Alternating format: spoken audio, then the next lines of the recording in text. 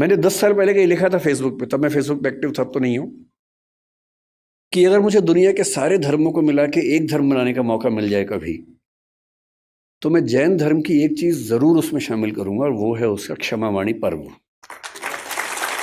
और वो इसलिए करूंगा कि बात आज की नहीं है, बात किसी भी दौर की है, आज की ज्यादा है।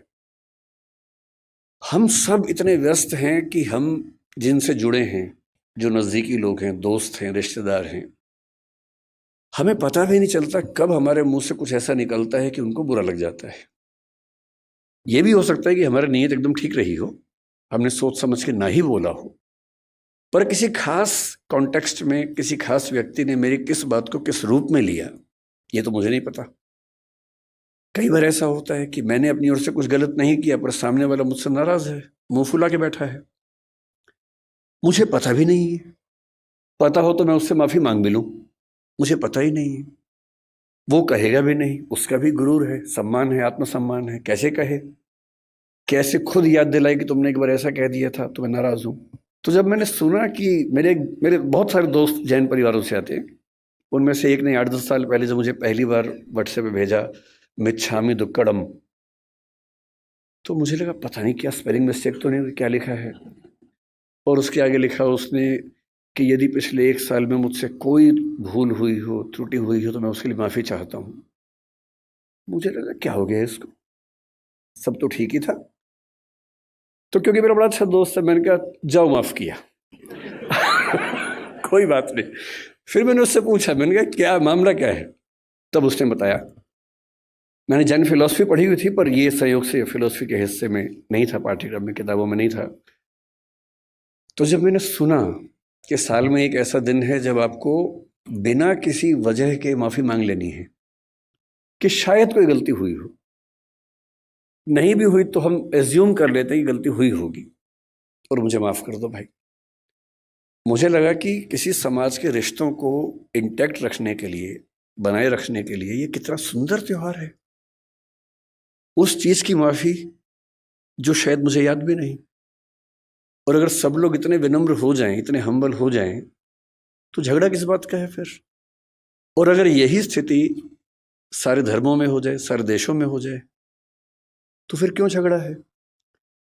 और अगर एक बार पाकिस्तान हमसे मिच्छामी दुक्कड़म कह दे तो दिक्कतें ही खत्म हो जाएंगी। फिर मैंने सोचा मिच्छामी दुक्कड़म कहाँ से आया। तो मैं, भाषा भी मेरा विषय रहता है, तो मैं समझ गया कि प्राकृत और पाली वाला मामला होगा। जब रिसर्च की तो पता लगा प्राकृत का है। तो संस्कृत के एक शब्द या वाक्यांश से यह बना मिथ्या में दुष्कृतम। मिथ्या का मतलब दर्शन में अलग अलग होता है। शंकराचार्य ने मिथ्या को अलग सेंस में लिया, जैन दर्शन अलग सेंस में लेता है। यहां मिथ्या का मतलब है नॉन कॉन्सिक्वेंशियल, जो निरर्थक हो जाए, बीज रहित हो जाए। तो मिथ्या में दुष्कृतम, जो दुष्कृतम, दुष्कार्य, गलती मुझसे हो गई है, वो मिथ्या हो जाए, मैं आपसे ये निवेदन करता हूं। और वही प्राकृत में आते आते मिथ्या में दुक्कड़म हुआ। तो आज जो मुझसे मिस्टेक हुई, मैंने जूते पहन के पहला मंत्र सुन लिया, तो उसके लिए मैं आप सबसे मिच्छा में दुक्कड़म कह देता हूँ और उसके बाद यहाँ से अपनी बात की शुरुआत करता हूँ। मैं ज़्यादा लंबा बोलने के लिए कुख्यात भी हूँ, तो आप मुझे संकेत कर दीजिएगा जब आपको लगे कि काफ़ी हो गया है, तो मैं तो मैं वहीं पर अपनी बात रोक दूंगा। तो विषय की जब बात हुई तो मयूर जी ने 2-3 सुझाव दिए। तो ये बोले कि हम सब की आजकल एक बड़ी दुविधा पेरेंटिंग को लेके है, अपने बच्चों को कैसे संभालें। जब मुझसे कोई कहता ना कि पेरेंटिंग की दुविधा है, बच्चों को कैसे संभालें, मुझे बच्चे भी दिमाग में आते हैं कि पेरेंट्स को कैसे संभालें ये। और मैं जनरली बच्चों के साथ खड़ा होता हूँ इस मामले में, पेरेंट्स के साथ में कम खड़ा होता हूँ। और मुझे मुझे सच में लगता है कि ज़्यादा सीखने की ज़रूरत पेरेंट्स को है, ना कि बच्चों को है। और अभी कोटा में जितनी दुर्घटनाएं हुई, तो वहाँ के एक वरिष्ठ अधिकारी हैं राजस्थान सरकार के, जो कोटा में डीएम भी रह चुके हैं। उन्होंने मुझे फ़ोन किया कि मैं चाहता हूँ कि आप भी इस प्रक्रिया में हमारी हेल्प करें बच्चों के लिए। मैंने कहा जिस दिन कहेंगे मैं आ जाऊँगा, जो कहेंगे मैं कर दूंगा, आप बताइए क्या करना है। बोले कोटा में बहुत सारे बच्चे हैं, हम चाह रहे हैं कि उनसे आप बात करें। मैंने कहा एकदम आ जाऊँगा, लेकिन अगर आप मेरी सलाह माने तो उनके पेरेंट्स से बात करवाइए, क्योंकि ये दिक्कत बच्चों की नहीं है, ये दिक्कत पेरेंट्स की है। तो उसके बाद से वो प्रोग्राम बन नहीं पाया, क्योंकि पेरेंट्स को बुलाना भी आसान काम नहीं है बच्चों को तो घेर घार के आप बिठा सकते हैं, पेरेंट्स को आप कैसे बुलाएं। लेकिन फिर पेरेंट्स की बात होते होते बात हुई कि थोड़ा सा बिजनेस इथिक्स से बात करेंगे, थोड़ा सा सुयश जी की विशेष इच्छा थी कि एम्पैथी पर बात करें, जो आजकल समाज में कम हो रही है। तो अंत में ये हुआ कि सर आप बस आ जाइए, इन्हीं सबका मिला जुला के हलवा बना दीजिएगा, और बेसिकली हम आपको सुनना चाह रहे हैं, और कोई ख़ास टॉपिक से मतलब है नहीं, बस आप आ जाइए और कुछ कुछ बातें अच्छी अच्छी कर लीजिए, बस इतना ही पर्पज़ है तो फिर मैं उसी इरादे से आया हूँ।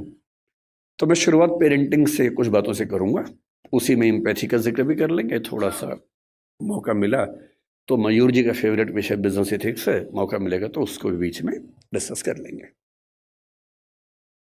मैं क्योंकि अध्यापक हूँ और बच्चों से बात ज़्यादा करता हूँ, अक्सर मैं जब क्लास लेता हूँ तो बच्चों की संख्या अच्छी खासी होती है, और ये बहुत चुनौती होती है कि उनको 3 घंटे 6 घंटे 8 घंटे बिठा के रखना।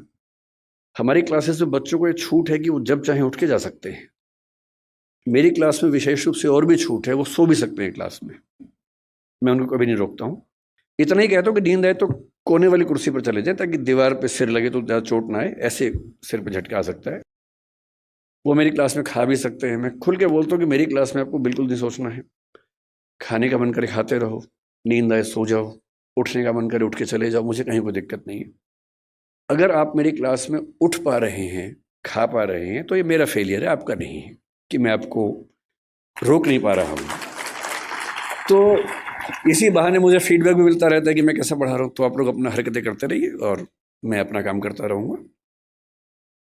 तो बहुत ज़रूरी होता है कि उन बच्चों को बहुत शुष्क तरीके से ना बताया जाए, थोड़ा रोचक तरीके से बात की जाए।